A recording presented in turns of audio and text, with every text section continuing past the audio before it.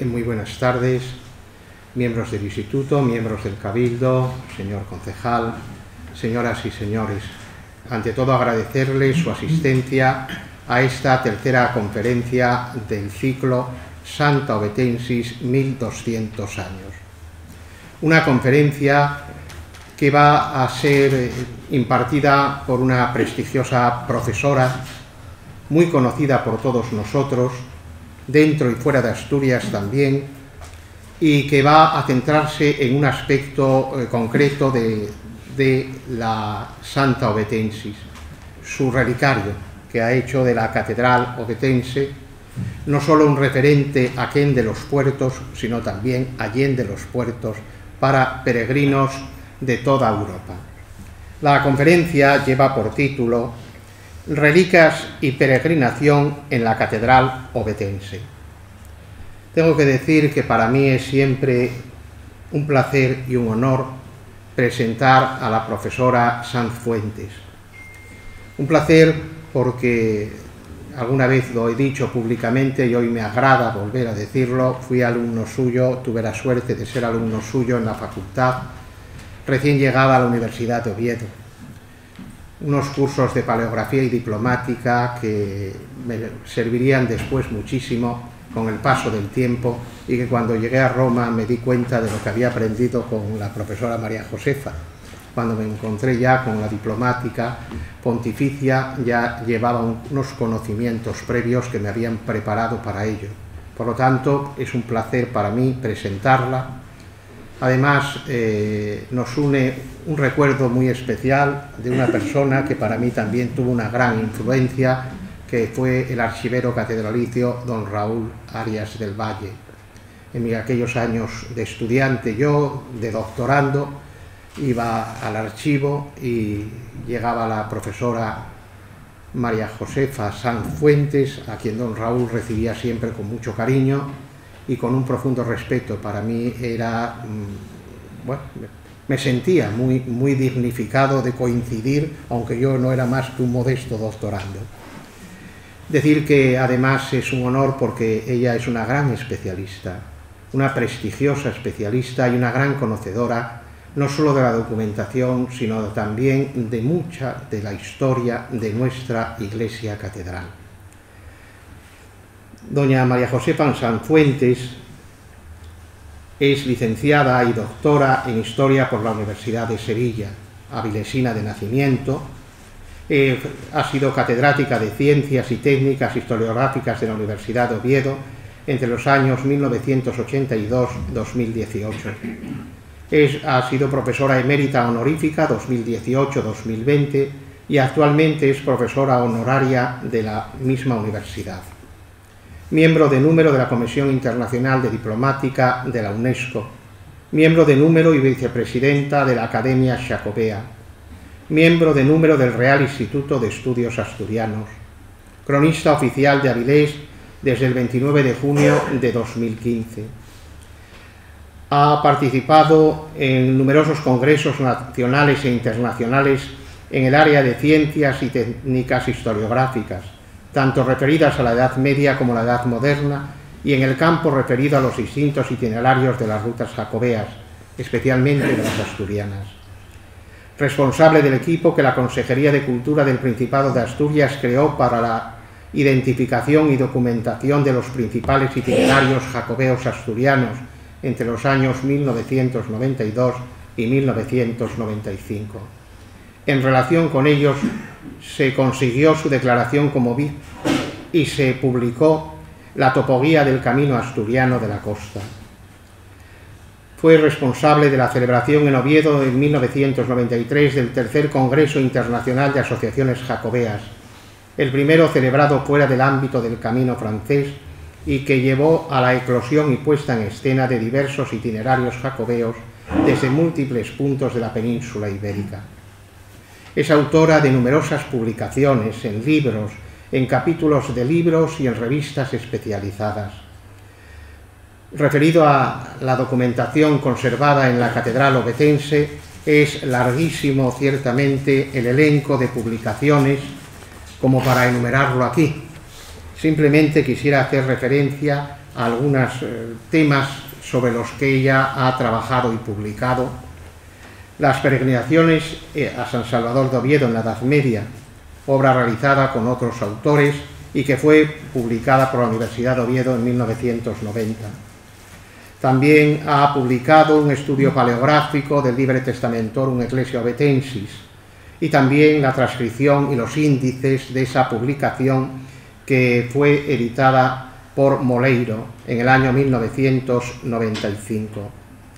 Ha trabajado sobre las peregrinaciones, la cofradía de la catedral, las fundaciones del Hospital de Santiago de Oviedo por el obispo don Jerónimo de Velasco, el Hospital de San Juan de Oviedo, los documentos que han forjado su historia, testamentos y codicilos de la época de don Juan de Ayora, obispo de Oviedo, documentos pontificios medievales referentes al jubileo ovetense de la Santa Cruz, contratos agrarios del Cabildo de la Catedral de Oviedo. Como ven, un amplio abanico de aspectos sobre los que ha investigado y sobre los que ha hecho publicaciones. Agradecerle su participación y, bueno, darle las gracias ya anticipadamente también por esta, sin duda, magnífica conferencia. Buenas tardes, miembros del RIDEA, miembros del Cabildo Catedral de Oviedo, mi querido amigo Juan Tuñón Escalada, a quien tuve como alumno el primer año que di clase en esta universidad. Primer día en el aula, primera fila, primer asiento a la derecha del profesor, a la izquierda de los alumnos. Allí tenía un alumno que se llamaba Juan José Tuñón Escalada. Yo no sabía nada de su vida, de quién era, y terminó la carrera antes de que yo me enterara de que era sacerdote y de que iba a dedicar sus estudios a la archivística, y que luego nos íbamos a encontrar tantas veces con don Raúl en aquellas tardes del Archivo Catedral de Oviedo. Y yo quiero agradecer al Real Instituto de Estudios Asturianos que haya facilitado llevar a cabo en esta casa este ciclo de conferencias que ha organizado don Juan José Tuñón. Como se puede imaginar, de la presentación que ha hecho de mí, se le nota que no me aprecia nada y, claro, ha ido recortando más de lo que debía, pero bueno, eso ya es perdonar. Me dicen que quite la mascarilla y lo agradezco. Gracias, Ramón. Reliquias y peregrinaciones. Voy a partir de algo que ya se ha citado continuamente refiriéndose a la Catedral de Oviedo y que yo voy a hacerlo utilizando una cita textual del documento que restablece, podemos ver, la cofradía de la Catedral por el obispo don Juan Sánchez, allá por el año 1344. En ese documento, que veremos después proyectado, se dice que es la muy noble sé de San Salvador de Oviedo, onde nos nasce todo bien e recebimos todas las cosas, porque todo fiel cristiano es salvo. E porque todos los fieles cristianos sean sabidores de la nobleza e enxalteza desta Santa Iglesia, en como es la más noble e la más honrada de relicas e de virtudes de cuantas son en España. Si me oye leer esto en Santiago de Compostela, me parece que saldría bastante mal parada. La más rica y la más honrada, es cierto, en reliquias. Allí es un cuerpo santo, aquí son muchas reliquias las que tenemos. Así, pero además esto lo habla un obispo de Oviedo delante de un notario público de la ciudad de Oviedo que certifica. Aquí no es que sea no estamos ante un texto literario, sino que estamos ante un texto documental, algo recogido en un documento de forma fidedigna. ¿Qué es lo que sabemos de ese relicario? Bueno, hay tres hitos que vamos a tener siempre presentes y en los que no me voy a detener porque todos los conocemos. En primer lugar, Alfonso II, el Ricasto, aunque esta miniatura sea un poco contradictoria, porque Alfonso el Casto está ahí arrodillado, está en posición de orante, delante del Arca Santa. El Arca Santa cuya cobertura, que es la que ahí se refleja, un poquito estrechada, en vez de ser dos filas de tres, son tres filas de 2 y 2 para adaptarla al folio, es el Arca Santa de Alfonso VI. O sea que aquí pero bueno, con esta miniatura se inicia, todos lo saben ustedes, muy famoso, el famoso Libre Testamentorum de la Catedral de Oviedo, y nos presenta al rey Alfonso, a quien tanto le debe la diócesis ovetense. El segundo hito, hace poco que se ha concluido en este mismo lugar un ciclo sobre el Monsacro, ¿no? Aquí está esta capilla martirial, esta capilla, bueno, redonda, más bien facetada, de Santiago del Monsacro, que sí, mientras que la otra queda a la vista, desde el fondo del valle, esta queda totalmente oculta, al lado del pozo, en ese lugar donde estuvieron, según dicen algunos de los autores, más de 16 años ocultas las reliquias antes de bajar a Oviedo. Y en tercer lugar, la Cruz de los Ángeles. Es esa cruz, deudora de un milagro, confeccionada por 2 ángeles en una sola noche, y que al final, podríamos decir, va a levantarse con el nombre, con el título de la que va a ser la gran peregrinación a Oviedo, de la que va a ser, porque cómo se concede el... Perdón, estoy un poco espesa, el jubileo, donde la cruz, el jubileo de Santa Cruz, y ya veremos por qué, acaba ganando nombre sobre las reliquias. Aparte de eso, también tendríamos que hablar como broche, quiere decir, aquí es el inicio, es Alfonso II que baja las reliquias, es la cruz que hacen los ángeles para Alfonso II, y tendríamos el broche que es el otro Alfonso, Alfonso VI, en este caso tomado de una miniatura del Tumbo de Santiago de Compostela, porque la miniatura de Alfonso VI en el Liber Testamentorum es una de las 3 desaparecidas, y el Arca Santa. El Arca Santa que veíamos antes, y aquí ven lo que decía yo, de aquí son 2 pandas de 3 y 3, mientras que ahí eran 3 pandas de 2, 2 y 2. Bueno, hasta ahora se han manejado fundamentalmente fuentes, 2 tipos de fuentes. Lo veía incluso el otro día en otra conferencia que impartí aquí sobre las mujeres en el Camino de Santiago, que son fuentes documentales y fuentes literarias. Aunque vamos a ver cómo algunas de las que al principio se nos mostraban como fuentes literarias son puras y duras fuentes documentales.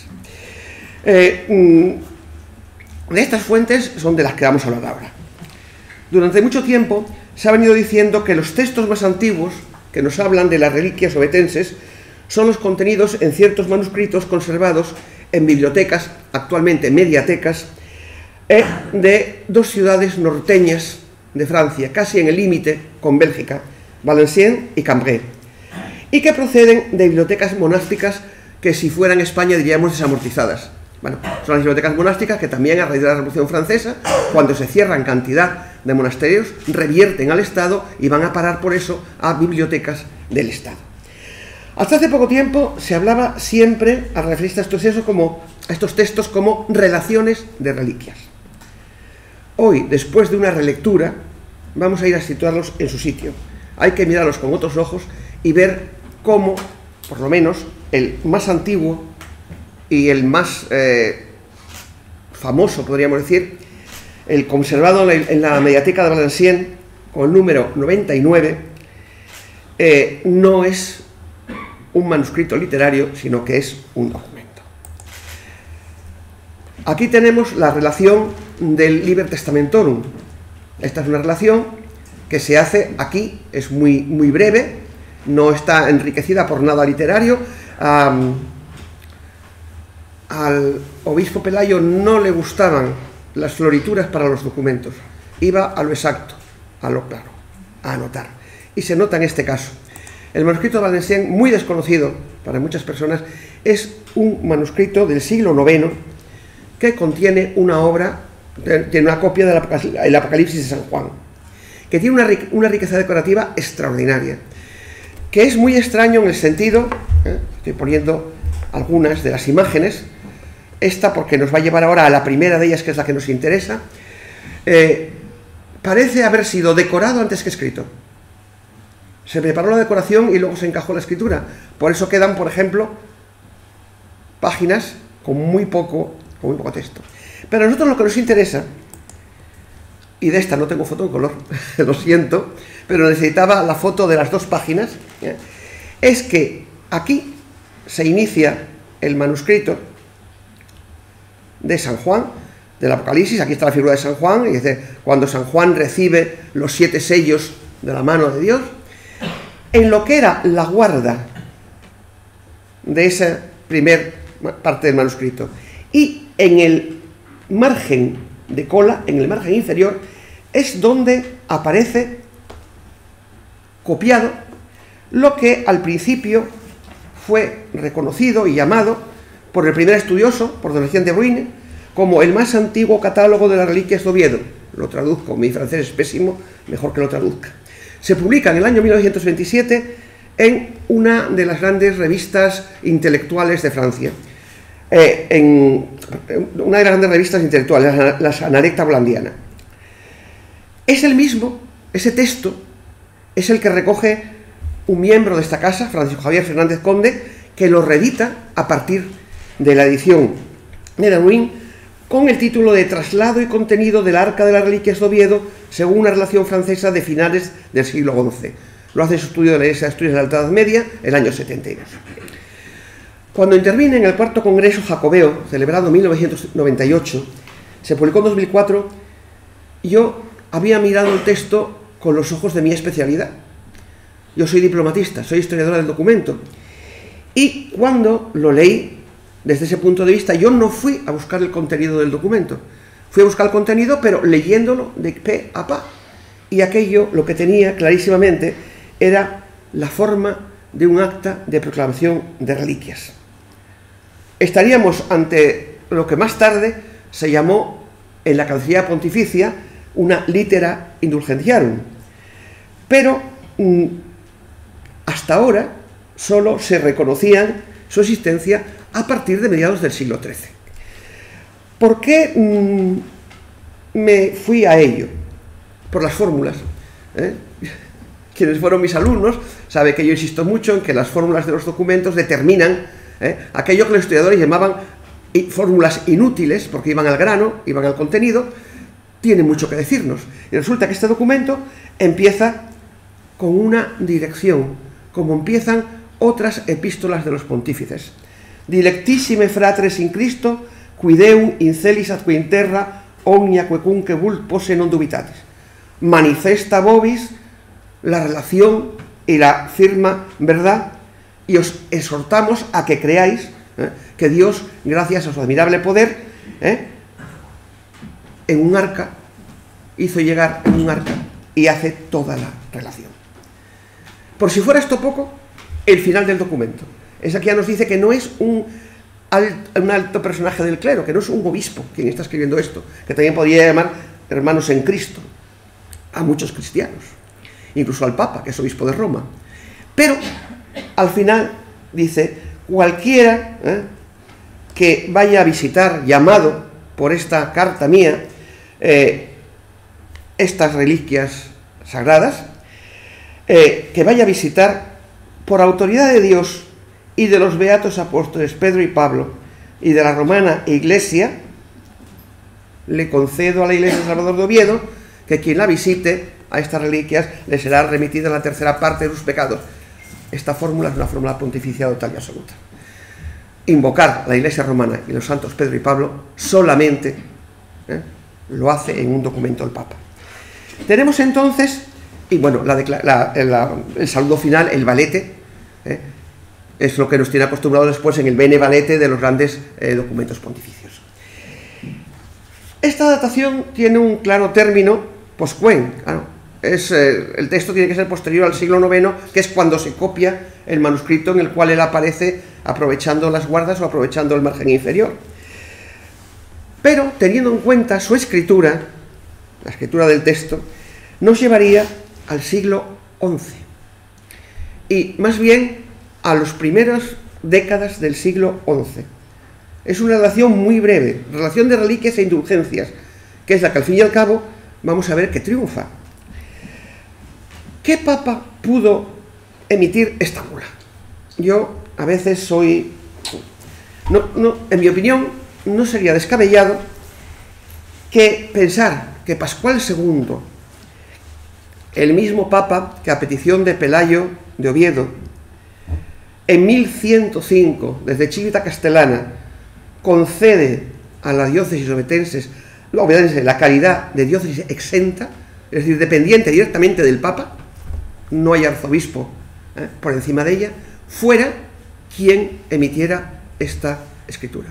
Y viene por la fecha 1105 ¿no? Es la concesión de la exención de la diócesis, y en las 2 primeras décadas de ese siglo XII es como se ha datado la escritura de este texto. Otra cosa es lo que ocurre con las otras llamadas también relaciones de reliquias conocidas. La primera, más manejada y más famosa, está en la biblioteca. Esta pertenecía, antes de llegar a la biblioteca de Valenciennes, pertenecía a un monasterio muy importante, Saint-Amand, ahora extinto, pero en aquella época, en la Alta Edad Media, fue uno de los monasterios más potentes del norte de Francia. Este otro manuscrito se conserva en Cambrai, procede también de otro monasterio, del que es ahora Catedral de Cambrai. Es un manuscrito misceláneo. ¿Qué es un manuscrito misceláneo? Uno en el cual se reúnen varias cosas distintas. Lo mismo que es un manuscrito misceláneo, dicho sea de paso, el Códice Calistino. Se reúnen varias cosas muy distintas. Bueno, este manuscrito, la mayor parte recoge milagros de la Virgen. Y está datado 1142-1143. Ahí se pudo llegar a una... Según uno de los mejores paleógrafos y codicólogos franceses, Denis Mussenel, dice que la parte del manuscrito que conserva los Miracula obetenses es netamente posterior a los primeros milagros de la Virgen. O sea que teníamos que llevarlo incluso un poquitín eso más tarde. Y procede de la abadía del monasterio del Santo Sepulcro y Santa María de Cambrai. Él alega que tal vez podría relacionarse su presencia en Cambrai con la peregrinación de Nicolás, obispo de esta diócesis, que la inicia desde los Países Bajos a Santiago de Compostela el año 1153. Hasta ahora, este manuscrito también ha sido transmitido como un mero relato de reliquias. Keller, traslación de las reliquias de los San Oviedo. Fernández Conde toma el mismo tema, tomándolo de Keller. Pero al final del texto se nos explicita claramente, y la palabra explicit miracula. O sea que este texto es reconocido como una relación de milagros. No es una relación de reliquias, sino que cita las reliquias y después los milagros. Y es un paralelismo total. Si yo fuera más osado de lo que parezco, confirmaría que lo que tenemos delante es algo muy similar a lo que aparece en el libro segundo del Códice Calistino, porque no es solamente la relación de reliquias, sino que recoge por una parte la traslatio del arca, igual que el otro recoge la traslatio del cuerpo del apóstol, y por otra parte también milagros, el milagro de Oria la endemoniada. Vale. El paralelismo con la traslatio del apóstol es total. Salida del puerto de Jaffa en una barca sin tripulación. Le siguen por tierra 2 santos varones. En nuestro caso son Julián y Serano, los 2 que están enterrados. Llegan a un puerto desconocido. Para ellos, Cartago habitado por cristianos. Antes de llegar a Oviedo, estuvieron durante 14 años en el Mont Sacer, Mont Sacro nuestro, el pico sagro de Compostela. Los paganos que los persiguen sufren en el Mont Sacro un enorme derrumbe de piedras, igual que ocurre en el pico sagro. Gracioso porque nos hablan incluso de cómo a la siguiente noche, cuando estaban durmiendo en sus pabellones, justo debajo de donde habían puesto las vigas que sostenían, que fijaban los pabellones, cayeron sobre ellos todas las rocas y sepultó a un montón de gente. Los perseguidores son echados fuera. Por otra parte, las reliquias escogen el lugar en el que quieren descansar. Igual pasa por aquí y dice, en este momento un varón santo, a Guasconia Vienens, procedente de Vasconia, Alfonso, que por su honestidad, por esta vida, es conocido como Rey Casto, empieza a hacer una iglesia mayor para recibir estas reliquias. Las reliquias presentan su propio campus estelarum. Dice que Alfonso II estaba viendo unas luces en el lugar donde había que ampliar la iglesia. Bueno, la cuestión es que milagros aparte de aquellas vigas para la iglesia grande que al día siguiente eran pequeñas y se caían, y que la Arca Santa no se deja introducir, nada más que cuando lo llevan encima de Santa Leocadia, la que llaman Capilla de los Ángeles, este texto, no es de extrañar que este relato al fin y al cabo acabará teniendo más éxito que la carta de indulgencias, porque como decía, aparte de estas mirabilia, incluían el milagro de Oria, la endemoniada, aquella Oria a la cual el arcediano, tesorero también de la catedral, el guardián de las reliquias y de los archivos, intentó expulsar al maligno de dentro de Oria, y al que mi amigo y admirado Emiliano Fernández Ballina dice que este relato se inscribe dentro de lo que se podría decir literatura de peregrinación, y probablemente en beneficio de lo que comenzaría a ser mayor entidad para San Salvador de Oviedo, con afanes al menos paralelos a los que se podía presentar el libro segundo del Liber Sancti Jacobi. Lo data a finales del siglo XII. Aparte de esta copia, hay otra copia que se conserva hoy en la Biblioteca Nacional de Bruselas y que pertenecía a la colección de un noble inglés, que también la cita Keller. Y ha aparecido últimamente una tercera copia que se ha localizado en la Biblioteca de Valenciennes, donde está la carta de peregrinación, la carta de reliquias. La primera noticia nos la dio cuando estuvo aquí Marc Huissin, cuando el investigador del Centro Español de Sindonología estuvo aquí en Oviedo y le publicó el Ayuntamiento de Oviedo un libro en el cual están todos los textos en latín y en castellano. Pudiera parecernos extraño la presencia en estos lugares. Cuando uno coge un mapa, no se me ocurrió incluirlo, pero cuando uno coge un mapa ve que Valenciennes y Cambrai están en el camino entre Bruselas y París, y que por Bruselas venía el camino desde Es-la-Chapelle, desde Aquisgrán hacia Santiago de Compostela. O sea, ahí llegaron noticias, aparte del viaje del obispo Nicolás, estaban funcionando las noticias de Santiago y, lo que es para nosotros más interesante, las noticias del relicario de Oviedo.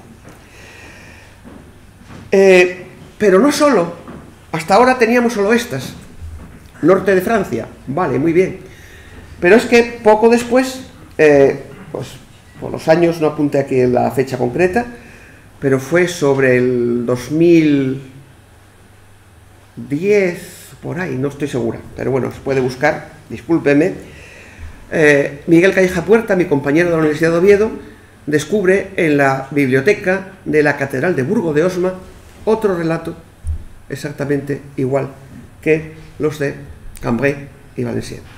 O sea que están circulando, y yo espero, lo digo siempre, que seguirán apareciendo siempre que podamos llegar a tener identificados todas las partes que componen esos códices misceláneos que han sido catalogados por el título del primer manuscrito que está copiado, y siempre que leamos todos los textos que están en las guardas y en los márgenes de los manuscritos. Seguirán apareciendo relatos de las reliquias ovetenses. Pero bueno, no es solamente en textos copiados en manuscritos donde está el inventario de las reliquias. Aquí tenemos los Miracula, las reliquias, en un documento.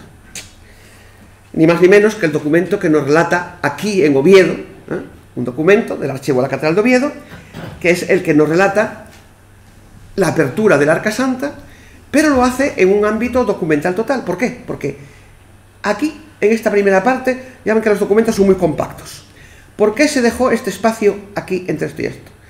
Porque aquí está el relato de las reliquias, sobre el cual Alfonso VI acaba donando a la Catedral de Oviedo, y esta es la parte documental, ni más ni menos que la tierra de Langreo. O sea, Alfonso VI, para hacer una gran donación, la más importante de todas las que hizo, de tierras a la Catedral de Oviedo, emplea como bandera, emplea como lema, el relicario y las reliquias.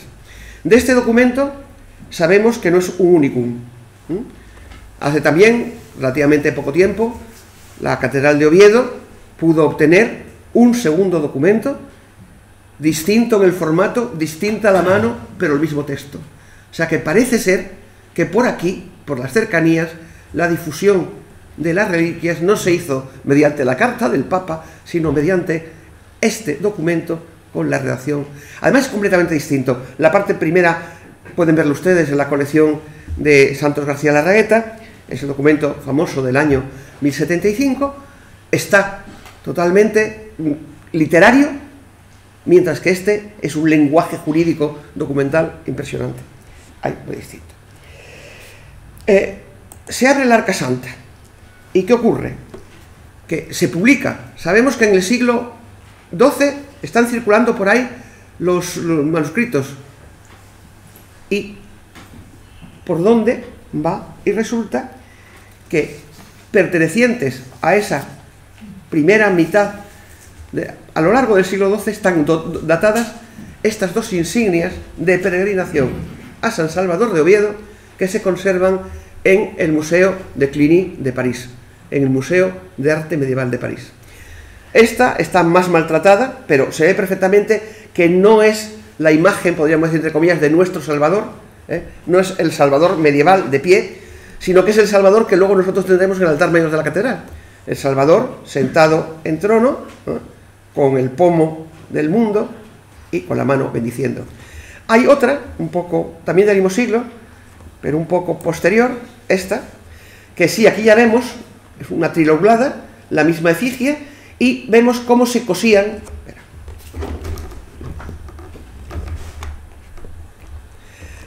Cómo tenían estas anillas que tienen todas las insignias de peregrinación, porque ahora lo arreglamos todos con un pin, pero antes no, antes se cosían a la tela, y para coserlas a la tela teníamos que tener esas asas.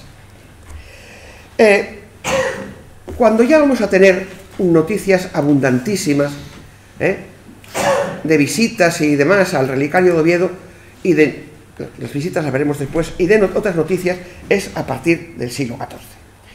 A partir del siglo XIV, y lo primero que nos encontramos es que ya en el año 1326, y es otra noticia sacada de un margen, lo que pasa que no di con la foto, de uno de los dos libros del Calendas II, que decimos ahí en el archivo de la Catedral de Oviedo, en donde se encargan 1000 signetos al año durante 4 años. Y la persona que los va a hacer, o los va a obtener, yo probablemente los va a obtener, porque si no dice que los va a hacer. Y esos signetos, no sé dónde los harían, puede que en Francia. Débelos vender a los romeros dentro de los gradiles del portal, dentro de las escaleras de la puerta. Pero, claro, son 1000 signetos durante 4 años. Hay que tener en cuenta que en este momento se venía a Oviedo y la obtención de la tercera parte de las penas era en cualquier día, de cualquier mes, de cualquier año. Todavía no está creado el jubileo a una fecha fija. Por eso no debe de extrañarnos que aquí se diga que se van a hacer para 4 años. Luego veremos que no, que cuando llega el jubileo se encargan para ese jubileo y no más. Esto que tenemos es el documento del cual leí yo al empezar la conferencia, la clase. Este vuelve a ser una noticia amplísima que da desde Valencia de Don Juan, en 1344, el 7 de octubre, el obispo Don Juan. Y se conservan en la Catedral de Oviedo este documento, que es el original, y 2 copias más. Solemos tener un documento del cual se hicieron multicopias, y que aparte de las que hubo aquí en la catedral, tuvo que haber muchas en bastantes iglesias. Entonces, aquí es donde podemos leer por primera vez algo nuevo, ¿no? Porque nos dice: cuando el buen rey don Alfonso, que llaman rey Casto, hizo la iglesia en Salvador de Oviedo, trógola de aquel monte mucho honradamientre, e púsolo en una cámara que llaman Capilla de los Ángeles. En los que en aquel tiempo habían miedo del abrir, y con gran temor abrieron esta arca. Dice que se abrió en tiempos de Alfonso II, y hallaron en ella muchas arquetas pequeñas. En este caso volvemos a la edad media del cabildo, de la Cámara Santa, porque ahora ya no están ahí, vuelven a estar en arcas, ¿no? Dice: muchas arquetas pequeñas, las unas eran de oro, las otras de plata, las otras de marfil, y cada una de ellas sobrescritas los nombres de las virtudes y de las reliquias que en ellas venían. O sea que las cajas tenían las auténticas sobrescritas en ellas.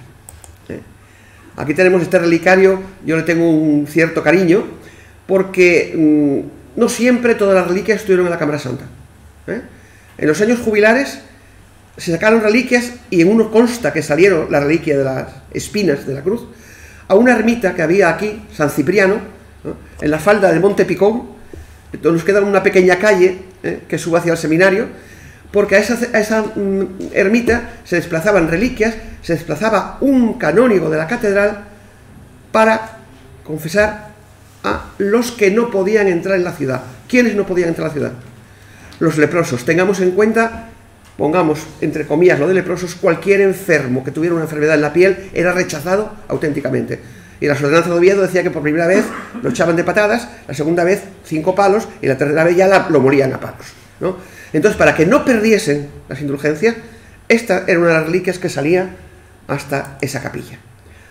Teníamos también cuerpos santos. Bueno, en este caso, uno cuerpo, tenemos Santa Eulalia, la arqueta que vimos el otro día tantas veces. O teníamos también, y se recoge, esta pieza fastuosa, que es la hidria, que hizo al tracista del retablo de la Catedral de Oviedo cambiar el diseño. Es un retablo hecho por un alemán. La hidria alemana es una hidria de cuello estrecho y panza bombada, y búsquenla ustedes en la izquierda del retablo de la catedral y verán que hay 3 hidrias estilo alemán, y a la derecha tuvieron que hacerle hueco a una hidria panzuda como esta. No iba a estar en el retablo todas las hidrias menos la nuestra, así de claro. Bueno, volvemos a lo mismo.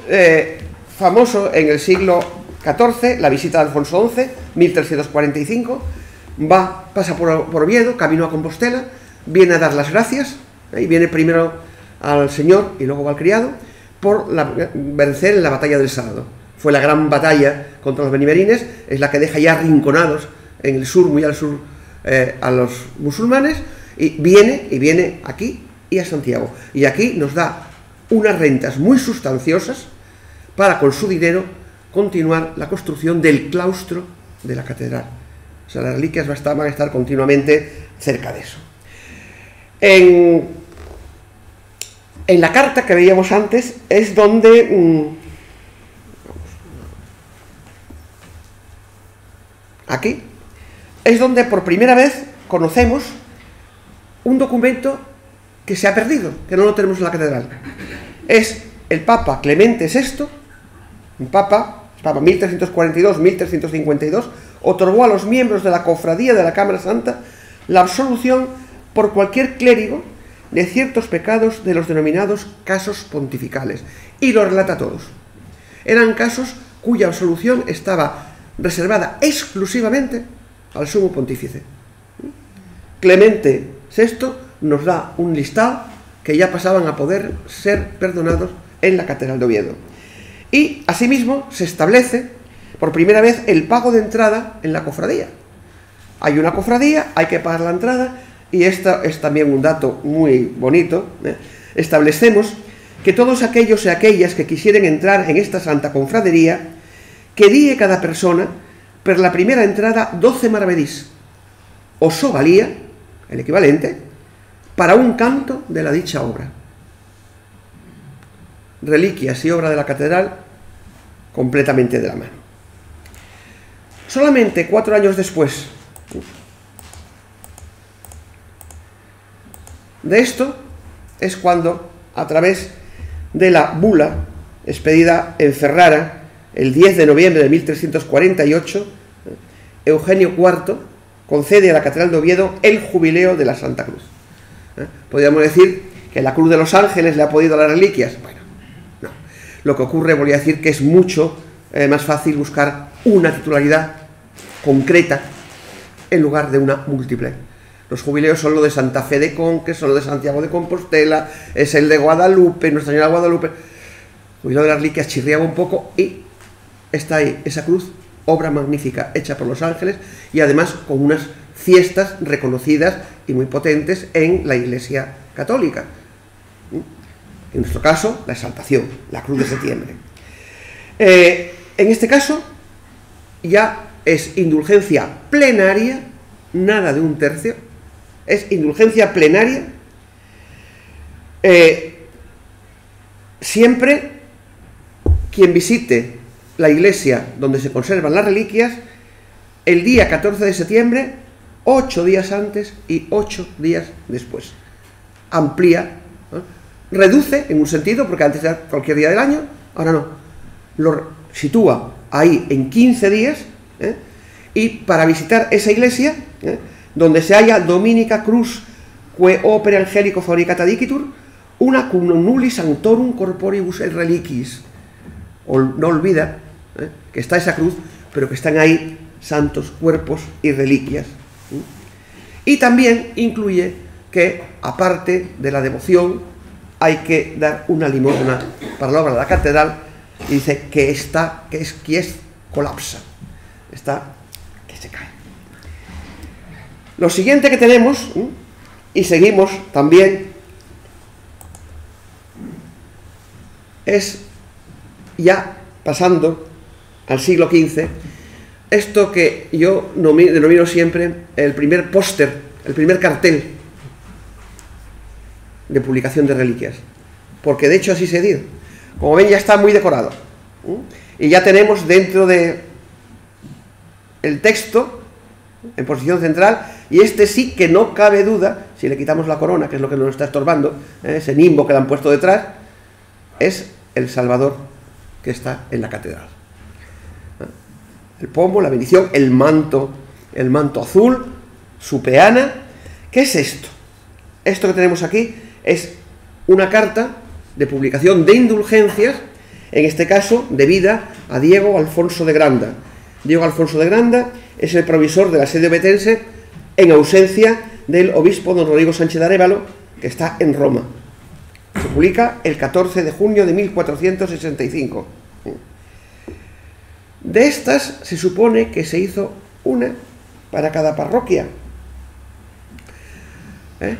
porque llevaba el sello del provisor y el sello del cabildo. ¿Por qué? Porque esta que tenemos aquí estuvo fijada en una parroquia del concejo de Cangas del Narcea. Entonces parece que se quería promover que todos no salió fuera de aquí. Esta está aquí dentro de Asturias. Promover desde dentro de Asturias la venida de los fieles a la veneración de las reliquias.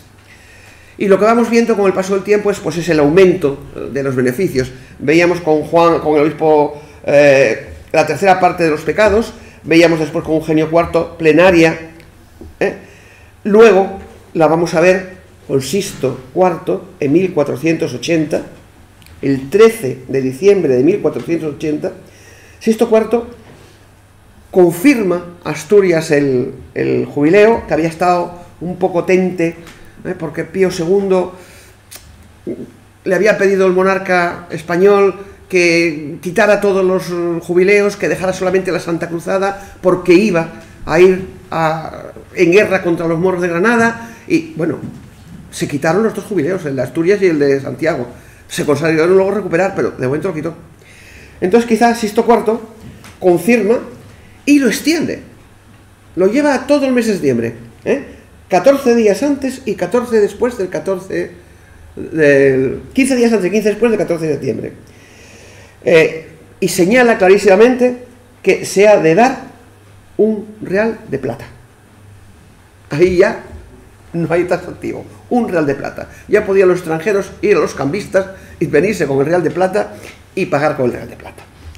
De hecho, esta bula fue oportunísima, porque, como digo, viene en diciembre del 80 y el 14 de septiembre del 81 era año jubilar, aquí en Oviedo. O sea que fue certera. Quizá se debía a bastantes influencias. Tuvimos muchos clérigos asturianos muy potentes en corte romana y están bastante sin estudiar en la Edad Media. No miró para nadie. De hecho, vamos a ver cómo lo que queda del año 81 va a ser una total revolución en Oviedo. ¿En qué sentido? El 6 de julio los miembros del Cabildo rematan en Gutiérrez González de Mieres, que ha de fabricar 25.000 cruces, las llama, insignias cruces, y disponer del material suficiente para si hay que hacer más. Esta es la hoja de las actas capitulares, de las actas de cabildo, firmada por el notario capitular, y aquí arriba las señales que dio a Gutiérrez González de Mieres. Bueno, pero es que aparte de eso, bueno, aquí la tenemos, la veremos después. Esta señal es muy tardía, 1571, también un año jubilar. Es la cruz. Quizá nosotros pensaríamos más en una cruz como las que nosotros usamos, pero troquelar una cruz en aquel entonces era de altos orfebres. No era para hacer algo en serie y algo económico, porque también la gente que iba a venir no iba a poder gastarse mucho, ¿no? Esta insignia apareció en unas excavaciones que se hicieron, trabajos de recuperación y demás, en el entorno de la Foncalada, allá por 1994-1995. Cuando me la trajeron dos alumnos míos que estaban trabajando, me trajeron la fotografía, yo fui al calendario perpetuo, busqué y dije, punto, 1571. Y aparecieron otras dos, pero no de aquí, de Santa María de Rocamadour, un lugar francés de devoción, de peregrinación, y que hacía muchos de los que venían desde el norte de Francia hacia España, hacia Oviedo y Santiago, pasaban por Santa María de Rocamadour. Y de hecho, aquí hubo un hospital de Rocamadour. Pero bueno, aquí la tenemos. Como esa, ni más ni menos, que había que hacer 25.000 y tener más material por si era necesario. 1498 cierra el siglo XV y con un gran jubileo, porque el 29 de febrero de ese año se cerró y acabó la Santa Iglesia de Oviedo. Lo dicen las actas capitulares. Dice, siendo Papa Alejandro VI, los reyes católicos, obispo don Juan Arias del Villar. Pero,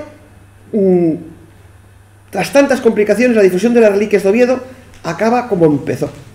Vamos a ver que las relaciones manuscritas que tenemos, esta que tenéis aquí, lo que están es la misma que el manuscrito 99 de Valenciennes, la más antigua. Se hacían a mano al principio, pero esta está muy... Aquí está, ¿no?, la cruz de los ángeles en rojo, los dos ángeles y la firma, ¿no?, del canónigo encargado de expedir las cédulas que se llamaban. Luego pasa el tiempo, las tenemos impresas, hasta tener, por ejemplo, esta del siglo XVIII, del XIX, también impresa, pero igual, a todos y a cada uno de los fieles cristianos, en este caso ya en castellano, no en latín. Cuando venían los peregrinos, llevaban su cédula y el que quería llevaba también su insignia. Y habrá por ahí muchas más que no demás. Ahora, la presencia de peregrinos está documentada, y bien documentada, a veces en sitios que no querríamos, como en este caso. Y había grafiteros, más bien esgrafiteros, porque está esgrafiado en la puerta de la derecha de la catedral, que es la que lleva hacia la figura del Salvador y hacia la Cámara Santa. Aquí tenemos a un francés que además escribía muy bien, un Girard, aquí hay otro. Están llenas de cruces, la mayoría se conformaban con hacer una cruz. Hay cruces patadas, cruces sobre escaleras, cruces lisas. Solo vi en un sitio más cruces que aquí, que es bajando a la capilla de Santa Elena, donde se encontró la Vera Cruz en Jerusalén. Están todas las paredes, a un lado y a otro, llenas de cruces que fueron haciendo los peregrinos. Aquí tenemos, aquí, en las escaleras de la Cámara Santa, en muchos sitios aparece esto. Pero aparte de estos que nos dejaron su señal personal, sabemos de otros por textos, ¿no? Los cruzados, ya es muy famoso, 1147, siglo XII, 1147. Y quedamos que son en las dos primeras décadas cuando está fechada la carta de Valenciennes. Hay una flota de cruzados alemanes, ingleses y flamencos, van a Tierra Santa, pero entran en el Portus Sancti Salvatori, o sea, entran en Avilés. Avilés, a pesar de su mala fama, para aquella época era un puerto de abrigo, total y absoluto, donde está, y dice, y van a donde está la iglesia de Salvador y las más valiosas reliquias de toda España. Son textos que han recogido Ais Nascimento y Ferreiro Alemparte.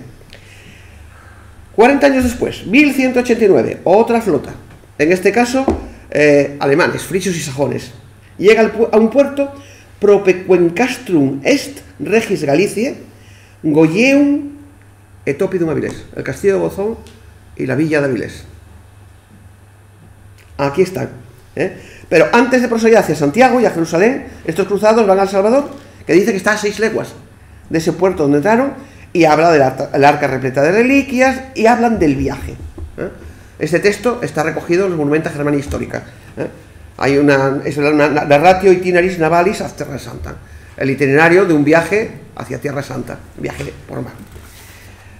Pero, bueno, nobles extranjeras, aquí estuvieron, lo vimos cuando la conferencia sobre mujeres en el camino, Ingrid y Brigita de Suecia, Isabel de Portugal, pero ¿cuántos más vinieron? ¿De cuántos más acabaremos sabiendo? De muchos. Yo vuelvo a decir, siempre, siempre, siempre, lo que siento que no se haya conservado la documentación del Hospital de San Juan de Oviedo, que nos hubiera dado muchísimas. Porque a través de las actas capitulares conseguimos recoger noticias de los que se mueren y hay que enterrar en el cementerio de peregrinos, pero de los que sanos y salvos vuelven a sus tierras, no. Y tenemos que llegar ya a época tardía a que se impongan, desde el Concilio de Trento, los Quinque Libri, para que a través de los libros parroquiales de los caminos de peregrinación empecemos a ver a pasar gente también, claro, porque se nos mueren y el párroco de turno tiene que enterrarlos, tiene que saber quiénes son, o a veces porque nacen. Pero para la Edad Media no tenemos nada más que lo que nos han proporcionado las actas capitulares, que no es mucho, pero que es bastante sustancioso. Lo que después de todo lo que llevamos hablado, de todas estas insignias, de todas estas cédulas, de todos estos graffiti, lo que no nos cabe duda es que nuestra catedral, con la ayuda de su tesoro relicario, consiguió para sí la calidad exenta. A mí no me cabe duda de que Pelayo, cuando pide al Papa la exención, dice que aquí tenemos algo muy importante, algo muy poderoso, que ahí está el sudario de Cristo, que ahí hay cantidad de reliquias. Y Pascual concede la exención. Teníamos encima de nosotros a Santiago de Compostela, que nos quería para allá. Pues no, no salió con ello. Y gracias a las limosnas aportadas por los peregrinos, pudo cerrar, como vimos, al final del siglo XV, simbólicamente en un año jubilar de la cruz, su obra de fábrica gótica, a falta solamente de la torre y del pórtico. Tendríamos la fachada, esa fachada en la que ya los peregrinos fueron escribiendo, porque esa escritura que está ahí es una escritura francesa del siglo XV, sin lugar a duda. Reliquias, peregrinos, catedral, 1200 años de catedral, y seguiremos estudiando a ver si encontramos más temas sobre reliquias, peregrinos y catedral. Muchas gracias.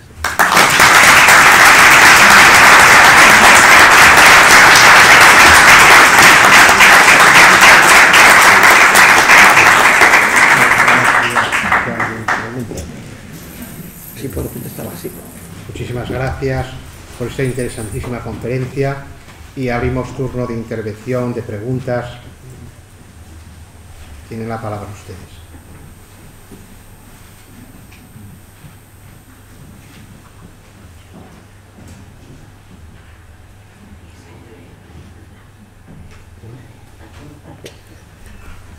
La verdad es que no es de sorprender que podamos todos coincidir en decir amén. Bueno, pues muchas gracias. El próximo jueves será la última conferencia del ciclo, la cuarta conferencia, Tesoros y alhajas de la Santa Ovetensis, implicaciones de los monarcas, obispos y canónigos. La impartirá la doctora doña Yayoi Kawamura. Les esperamos.